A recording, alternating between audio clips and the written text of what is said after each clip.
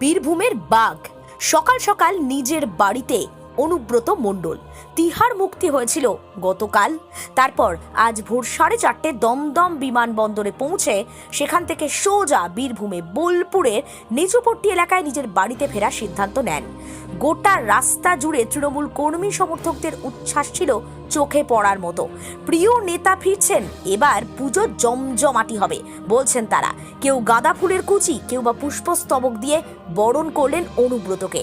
সবুজ আবির খেলা হলো, সবুজ রসগোল্লা বিতরণ করা হলো, সঙ্গে রইল অনুব্রতর প্রিয় গুড় বাতাসা এবং নকুলদানা। কেষ্টর প্রত্যাবর্তনে খুশি গোটা বীরভূম। তিনি ফেরার পর স্পষ্ট জানালেন, শারীরিক অবস্থার কারণে হয়তো আজই মমতা বন্দ্যোপাধ্যায়ের সঙ্গে সাক্ষাৎ নাও হতে পারে, কিন্তু সকলকে শুভেচ্ছা। শারদ উৎসব সকলের ভালো কাটুক। পাশাপাশি তিনি বললেন, মমতা বন্দ্যোপাধ্যায়কে তিনি ভালোবাসেন, গোটা রাজ্য মুখ্যমন্ত্রীকে ভালোবাসে, গোটা দেশ লড়াকু নেত্রীকে ভালোবাসে। কেষ্টকে ঘিরে আজ সকাল থেকে সরগরম রাজনৈতিক মহল। তোমার জন্য আছি গুরুদেব, তোমার জন্য আছি গুরুদেব।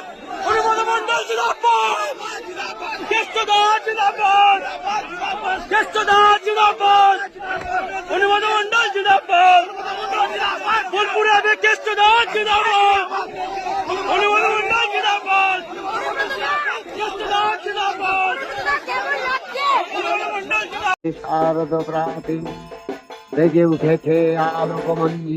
আসছে পুজো, আনন্দে মাতোয়ারা বাংলা। পুজোর দিনে 2000 থেকে 5000 টাকার ক্যাশ প্রাইজ জিততে চান? সুযোগ দিচ্ছে নিউজ বাংলাদেশা।